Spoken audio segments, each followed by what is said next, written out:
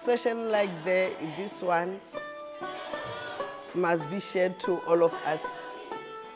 I think those teachers that are not here, they've missed a lot.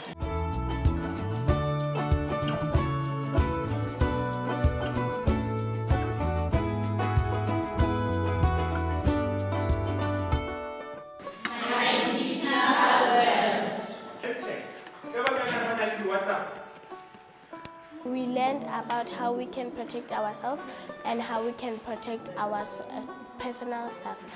When we are using social medias like TikTok, Facebook and others, so you must know how to protect and you must know your personal responsibilities.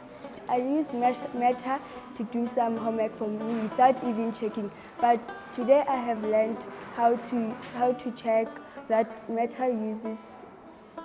told me truth answers. I learned about creating a strong password and not getting scammed. And some people are getting scammed, and many people are not reading what they are. Actually, maybe they send you a message, then click here, and some people do not read that message. They just click here, and all of a sudden they get scammed. And when I learned, you must not give, when someone calls you, you must not give your mother's information, because your mother can get scammed.